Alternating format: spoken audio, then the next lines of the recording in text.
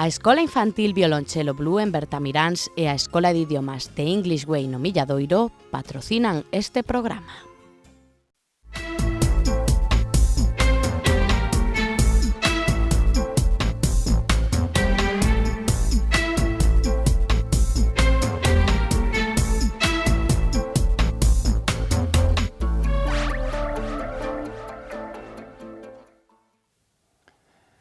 Ola, benvidos á Escola de Pais, un programa no que, ca axuda de 4 grandes profesionais, 4 expertos, trataremos de achegarnos a diferentes aspectos da educación, ás veces dende os nenos máis pequenos ata cando xa está a adolescencia nas portas de convertirse ese adolescente en adulto. Hoxe ímonos centrar nesa derradeira parte da vida dun neno antes de convertirse en adulto. Antes de nada, antes de falar do tema, imos presentar os 4 expertos que temos hoxe con nós. Concepción Laviz Fontecilla, directora da Escola Infantil Violonchelo Blue, benvida. Hola, que hai?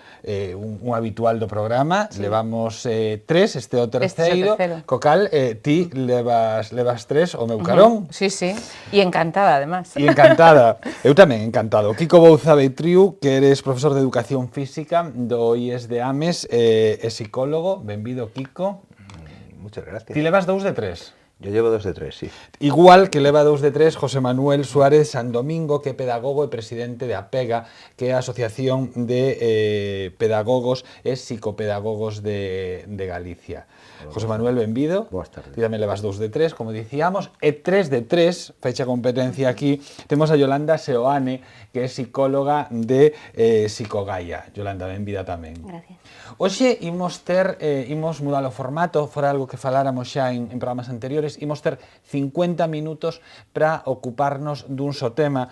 Un tema preocupante, pode ser un tema calado incluso, non? O tema é o dos maltratos dos fillos aos pais. E digo un tema calado porque, segundo algúns datos, só se coñece un 20% dos casos de maltrato de fillos cara a pais. Se vos parece, comenzamos, para que faga así como unha pequena radiografía con José Manuel de APEGA, que é pedagogo e presidente da Asociación de Pedagogos e Psicopedagogos de Galicia. Realmente é un tema calado. A vergonza é tal para que só se coñeza un 20% do que sucede en realidade? Bueno, eu penso que incluso hai un porcentaxe superior ao 20%. O sea, porque este é un tema que os pais son conscientes de que son boa parte do problema. Eso levalles a sentir vergoña de si mesmos como pais e, polo tanto, a deixar de portas para dentro todos os problemas que teñen cos fillos.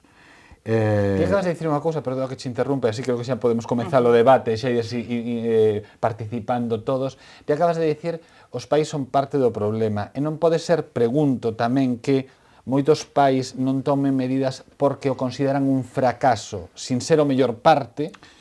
O sea, a ver a quen sexa parte... Vamos a empezar diferenciando cales son os conceptos principales deste problema. Hai dúas partes. Unha que é psicolóxica, que nace co rapaz, igual que ten unha biología, ten unha parte intelectiva.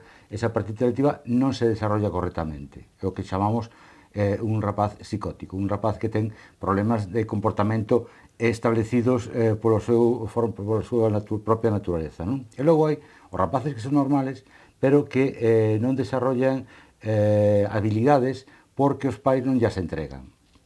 Cales son esas habilidades? En toda a relación humana, en toda a relación de comunidade, hai persoas que se proclaman autoritarias ou con síntomas de recoller a autoridade, encargarse da autoridade, e outros que son sumisas ou que prefieren delegar esa autoridade e seguir a un patrón, a un líder, non? Entonces, os rapaces, cando son pequenos, isto pasa desde cero prácticamente, o sea, cando o rapaz nace, si lle delegas a autoridade, o rapaz recolle esa autoridade. O sea, non é unha cousa que teña que ter 5 anos para o rapaz mostrar conflito cos pais, sino que desde que nacen, eu teño oído a nais decir, é que non podo co rapaz. E cantos anos ten? Non, si ten 12 meses. Ten 12 meses. Non, é que claro, como non lle fai caso porque ela sigue as expectativas do rapaz. Entonces, si sigue as expectativas do rapaz, está delegando a autoridade. Fagamos así un barrido pola mesa para que podades falar todos, non? E despois xa vos esplayades un pouquiño. É un mal, porque ao final é un mal moderno da actualidade. É algo que le va sucedendo dende hai tempo e non se facía público.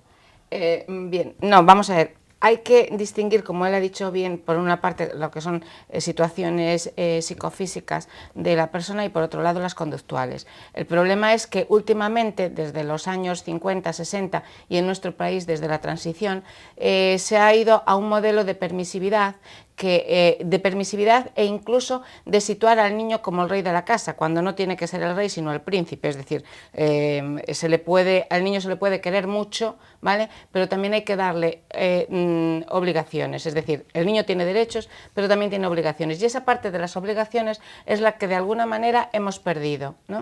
Es decir, cuando se habla del 20%, 20%, porque los padres no lo dicen, pero sabemos que hay del orden de unas 400.000 familias ahora mismo que son maltratadas físicamente y que se duplica además en situaciones, porque el maltrato no es solamente físico, sino que hay el psicológico, mientras que los niños, por ejemplo, los niños varones utilizan el maltrato físico, las niñas están más en el maltrato psicológico, verbal, hacia la madre o hacia el padre, pero fundamentalmente la madre, que es la que más lo sufre, ¿vale? Y es algo que estamos viendo cotidianamente, es decir, cuando el niño se coge la típica rabieta y hace o se sale con la suya, cuando tú decías con 12 meses o con 24 meses, o pongo el caso más claro, cuando el niño no se quiere comer el puré de verduras y en vez de decirle te lo tienes que comer y si no te lo comes ahora, te lo comes a las 5 de la tarde y si no a las 9 de la noche, resulta que le abrimos la nevera y le decimos ¿qué quieres? Claro, ahí automáticamente estamos haciendo un tirano que con 2 o 3 años nos hace muchísima gracia porque decimos qué listo es nuestro hijo, que es capaz de escoger lo que quiere. Pero es que eso mismo lo va a hacer después con 12, con 14, con 16. O bando dos psicólogos, porque sin darme conta estaba a pensar que están os psicólogos colocados cara a un lado e os educadores cara a outro. Calquera dos dous. Realmente, deses primeiros, hai que ter tanta atención neses primeiros momentos, como decía Concha, de se non quero comer, bueno, de marcar moi ben a autoridade. Bueno, de marcar a autoridade depende, porque eu teño medo con todo isto que nos vayamos un pouco a outro extremo, non? Eu penso que o fundamental na educación é que os pais sexan constantes nas súas normas e que se manteñan fieis a esas normas. Esas normas teñen que ser axustadas á idade e ao tipo de exigencia, pero preocupame un pouco isto de un exceso de norma. O neno non necesita tanto cercanía afectiva como normas. Estas normas teñen que ser impostas pois con tranquilidade e con mantemento no tempo, digamos, que non cambia a norma cada día. Kiko? Bueno, vamos a ver, aquí hay un triple factor, efectivamente, hablaste de factores biológicos, hay determinados chavales que tienen determinadas tendencias, TDAH suelen tener problemas, es decir, hiperactivos. Hay un factor sociológico fundamental, que es del que habló Concha, es decir, hemos pasado de una sociedad restrictiva a siempre, a lo largo de la historia, hemos pasado de un lado al otro y siempre damos bandazos cuando estamos en un extremo o en el otro, y ahora estamos en el extremo contrario. Es decir, antes había mucha rigidez en las normas, incluso padres que daban miedo, y ahora se está revertiendo la situación, es decir, ahora son los niños los que dan miedo, los niños los que ponen las normas cuando llegan a esta edad, a la adolescencia. ¿Qué ha pasado? Bueno, pues ha pasado, es decir, esto es el resultado de un proceso educativo que se ha empezado... Estaba buscando, perdón que te interrumpa, sí, que máis ou menos o rango viña sendo redor entre os 14 e os 17 anos, non? Sí, sí, incluso, a ver, las niñas siempre van un poco antes, 12, 13 ya empieza a haber algo. 12, 13 empieza a haber algo. La parte fuerte, digamos, está en 15, 16, 17 años, estadísticamente. ¿Qué es lo que pasa? A ver, un niño cuando nace viene en blanco, tiene un cerebro en blanco, dispuesto a coger lo que haga falta. Y cuando tiene hambre, pide comer. Y si es placentero, va a seguir pidiendo comer. yo tengo que regularle, decirle, mira, hay unos horarios, no decirle, pero sí enseñarle que hay unos horarios de comida. Si yo no le enseño esos horarios de comida o no le enseño esas horas de dormir, el niño, si aprende que llorando me despierta y lo atiendo, faltaría más. Es decir, le voy a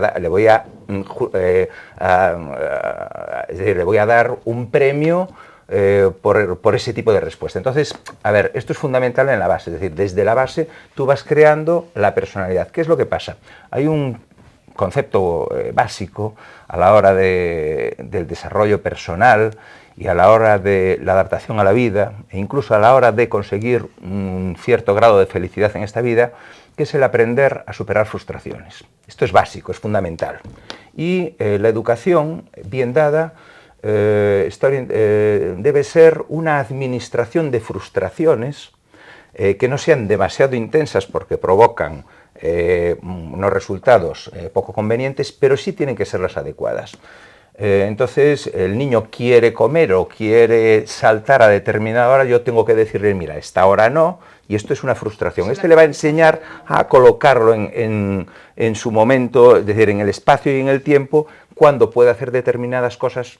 Y entonces ahí empezamos a formar una cosa que va a estar relacionado con el tema que hablamos hoy, que es el desarrollo de su moralidad, de su capacidad moral, el desarrollo de su personalidad desde el punto de vista de capacidad de frustración,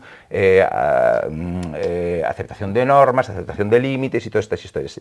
El problema global que vamos a tratar es precisamente esto: aceptación de normas, aceptación de límites, capacidad de resistencia a la frustración y todo un entorno que hay alrededor de todo este tema. Eu vou dicir unha palabra que sei que a Yolanda lle dase como repelús, sí, que é disciplina, non? Hai quen di que o modelo educativo actual que está máis baseado nos premios e na tolerancia que na disciplina, e que isto pode ser o que leve a que o que está a suceder hoxe en día. No, yo no estoy de acuerdo. Vamos a ver, estoy de acuerdo que tiene que haber disciplina y estoy de acuerdo que la educación positiva es mucho mejor, indudablemente, que la restrictiva o la negativa como era antes de no puedes hacer esto, no, es decir, pero sí que hay que saber decir no a tiempo. Es decir, los padres tenemos que decirle a los hijos, esto no lo puedes hacer, razonándole por qué no lo puede hacer. ¿Vale? Y cuando no es capaz de entenderlo, pues evidentemente hay que buscar otras fórmulas. Tú fíjate que en España, en el 2006 por estadísticas, había 2.000 casos denunciados de maltrato, ¿vale? De violencia en el ambiente filioparental. Vale, pues en el 2013 estamos hablando de 4.600. Y no tenemos aún las estadísticas del 2014, que se sabe que han aumentado fundamentalmente porque lo que hablamos, es decir, por un lado, los padres, la permisividad de los padres, la negación de los padres de la autoridad en cuanto al profesorado. ¿Cuántas veces hemos oído o hemos dicho nosotros mismos, ese profesor no está bien de la cabeza? Estamos faltando el principio de autoridad.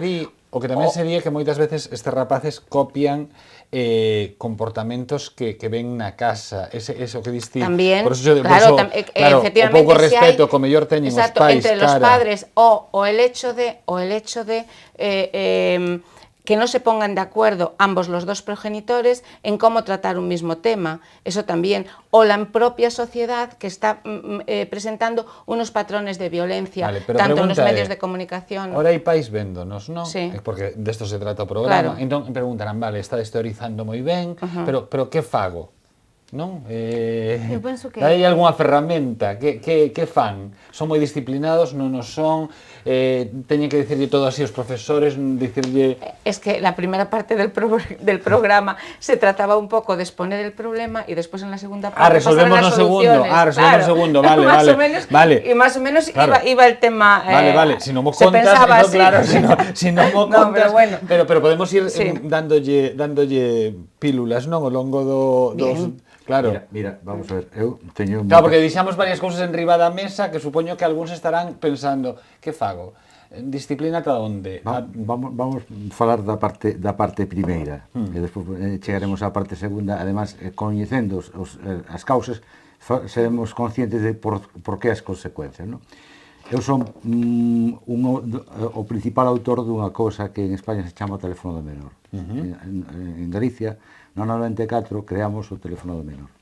O teléfono do menor agora está totalmente extendido ao resto de Europa, non solamente ao resto de España, senón ao resto de Europa, e ten un único número, que é o 116. Ben, o problema é o seguinte.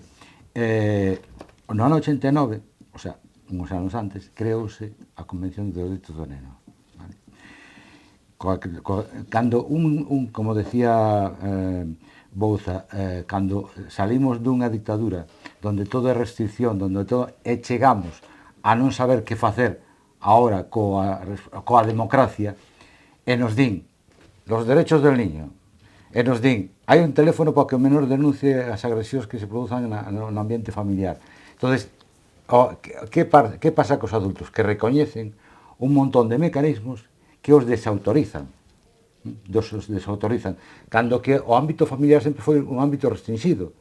A familia antes era os trapos sucios freganse na casa. Entonces, agora chega, o Estado está metido moi incorporado legislativamente, vémoslo agora, coa última lei, a lei do aborto, a única cosa que se introduceu a lei antigua é o tema de que as menores de 18 anos teñen que decirlle aos pais se van ou non a abortar. O sea, chegamos a ese punto, o sea, que os pais que teñen unha labor hasta a adultez, e incluso despois da adultez, porque se non ten medios de vida, o rapaz tense que os pais facer cargo dela, ou do rapaz. O problema é que, de repente, esa democracia parecía unha democracia por rapaces, e os adultos non tiñan esa democracia da súa. Non decían dereitos e deberes dos menores. Outro problema que tuve na miña área de traballo é que cando se tratou de facer unha lei do menor en Galicia, a lei 397, a lei de protección á infancia en Galicia de 397, cando se tratou de incorporar non solamente os dereitos, senón os deberes, o único que se incorporou foi que os rapaces debían axudar na súa casa. Eso non é nada. Cada dereito ten a súa complementariedade nun deber. E, por lo tanto, deben ir recollidos á par. Se o pai ten a responsabilidade do rapaz, o rapaz ten que asumir que o pai ten unha autoridade sobre del. Porque se ten unha responsabilidade, tamén ten que ter unha autoridade. Entonces, eso non está recollido. Entonces, chegamos a un punto en que o adulto se sinte totalmente desprovisto de... Entonces, hai unha cousa que, aínda que non o digas as leyes, está na familia. É dicir, o pai é o progenitor e, por lo tanto, o educador do rapaz. Entón, non pode decir, porque non pon a lei, non me corresponde. Lle corresponde. E hai un código civil que o di, pero o di en 4 palabras. Esas 4 palabras teñen un contexto moi amplio. Entón, non pode decir, porque se lle dé unhos dereitos ao neno, decir que el non ten tamén unha responsabilidade. O rapaz ten unha responsabilidade de atención ao pai e de autoridade ao pai. Entón, eso é o que despois debemos desgranar. Pero despois hai outra cosa, que aquí teñen moita culpa os medios de comunicación. Os medios de comunicación sempre se refiren á dificultad. E a dificultad sempre salen polo máis débil. Entón, cando agora hai unha nai que foi xuzgada porque lle pegou unha ofetada porque non quixo beber o refresco, que de acordo que o mellor o fixo, pero están separando por 2 anos o rapaz da súa nai. Eso para mí é unha aberración. O sea, que se lle corrija o comportamento da nai pareceme unha cosa viable. Ahora, que 2 anos este separada a nai do fillo me parece inviable. Que ten que ver aí o medio de comunicación? que están divulgando. Sí, porque, pero están divulgando. porque muchas veces Claro. se legisla por la alarma social que genera. Estás diciendo Sí, que os xuíces... sí. Pregunto, pregunto. Sí, sí, Ti sí. estás afirmando que os xuíces Totalmente, legislan totalmente. polo Sí. mediático. Non Sí. se incluiu na legislación de menores o tema dos deberes porque parecía que era botarlle unha responsabilidade que non tiñan. Non, si teñen dereitos, teñen deberes. Todo, non decimos comúnmente que donde acaba o dereito de un empeza o deber do outro. Pois o mismo, o rapaz ten un dereito a saúde, por exemplo, o dereito á educación, que tanto se explaya, non? O dereito á educación supón que o rapaz ten que estudiar, pero tamén a obligación de ir á escola. Non é solamente de dereito a que lle den educación, sino a responsabilidade de ir á escola, de atender o mestre, de educarse nos libros de texto, de educarse cos compañeiros, de racionalizar a súa comportamento dentro da aula. Hai quen di que hai un perfil que é bastante repetido neste tipo de rapaces e rapazas, que é baixa autoestima, egocentrismo e impulsividade non controlada. Tratando mellor isto a tempo, evítanse males maiores. Como se detecta este tipo de perfil nun rapaz? Mira, eu penso que isto de poñer etiquetas é un pouco peligroso. Falabades antes de cales son as causas deste tipo de comportamentos, falabades de orixen xenético, de orixen aprendido destes comportamentos. Parece moi importante sinalar que isto que falamos do perfil moi marcado, psicótico, de neno pouco empático, violento, o que é un neno psicótico é algo estadísticamente moi reducido, é algo que se dá moi poucas veces. Cando falamos de xenética temos que recordar que se hereda a predisposición a desenvolver un tipo de, pero unha predisposición, non se hereda esa violencia ou ese psicoticismo. Non creo que sexa o noso objetivo en este momento tratar pois, un porcentaxe tan reducido da población. Eu penso que a maior parte dos problemas que temos son aprendidos. Claro, pero a miña pregunta era moi concreta. Estaba falando de 3 perfis que eran baixa autoestima, non é nada herdado, egocentrismo, que non é nada herdado, e impulsividade non controlada, que tampouco é nada herdado. Son 3 perfis. Ainda que non che gusten as etiquetas, preguntaba por esos 3 perfis, que sí que se poden dar en adultos e en adolescentes, supoño, non? Son 3 perfis que calquera destas cousas, canto antes se atallen, máis fácil solución terá, mellor pronóstico terá ese neno. Pero como se detectan? Como se detectan? Como detectas a impulsividade dun neno cando ves que é impulsivo? Vale. Isto é moi de andar por casa, non? Entón volvemos un pouco o de Concha, non? As cousas que poden facer gracia cando son máis pequenos. Kiko, ¿ti fas así como que a cabeza? Sí, no, bueno, a ver, yo es que hago mis planteamientos, ¿no? Vamos a ver, aquí tenemos que partir de un punto que es, y que repetiré siempre que haga falta, que es el término de plasticidad. Es decir, la plasticidad cerebral de los humanos es inmensa, ¿vale? Se adaptan a lo que sea. Entonces, aprenden chino y de mayores. Es decir, esa plasticidad, digamos que es mayor cuanto más jóvenes son. Es decir, un cerebro de un niño recién nacido tiene muchas más neuronas que, vamos, tiene un montón de neuronas desestructuradas, pero un montón de neuronas. Y a partir de ahí vamos haciendo, el otro día, explicándole a Concha, le expliqué mi teoría, que la saqué a prisa y corriendo para hablar de temas de educación, mi teoría de las cestas, ¿no? Tú vas haciendo unas cestas con una serie de mimbres, vas interrelacionando, vas creando redes neuronales, y esas redes neuronales al principio son muy sencillas de trabajar, porque no hay estructura rígida. Es decir, cuando tú tienes la cesta ya con una determinada forma, ya cambiarlo es un poco más complicado, ¿no? Pues básicamente funciona así. ¿Qué es lo que pasa? Si al principio, cuando inicias, digamos, el molde inicial de la moralidad, del comportamiento en general, actúas de una forma determinada, el niño, en este caso, irá en ese sentido, ¿no? Y entonces, cuanto más avanzas en edad, más difícil es cambiar ese molde que estás haciendo. Aquí no es un tema, a ver, yo he hablado antes de cuestiones sociológicas como, bueno, pues el tema este de nuestra transición que estamos pagando, porque todavía estamos pagando por distintos conceptos, nuestros políticos que caen constantemente. Antes de entrar aquí estuve hablando de una cosa, estamos hablando de eufemismos, ¿vale? De eufemismos políticos que son muy abundantes, pues porque, bueno, pues porque venden, es decir, la política es demagogia. Exacto. Y tienen que vender, ¿no? Yo también les dije que bueno, que resulta que unos señores estaban discutiendo acerca de un tema determinado, vinieron los turcos y se los llevaron por delante, eran los bizantinos. Entonces, aquí en política hemos pasado a determinadas discusiones bizantinas. Esto es más sencillo, es decir, cuánto de rígido debemos ser y cuánto de flexibles en cuanto al comportamiento de la niña, de los chavales. A ver, esto es... a ver, el autoritarismo que había antes estaba justificado en base a la comodidad de los padres. Vale, un niño, si te molestaba, lo mandabas a estudiar a no sé dónde. O si tenías medios económicos, pues se lo dabas a la criada correspondiente para que atendiera al niño. Y si no, pues si no tenías medios, había una cosa que era el palo que solucionaba muchas cosas. Eso es un extremo. resulta que no estamos en ese extremo, pero es que ahora nos hemos pasado al extremo contrario, a cumplir, mi hijo va a ser o va a tener la vida que yo no he tenido. Esto es uno de los grandes errores de la gente de la transición, que le ha llevado a hacer la postura totalmente contraria.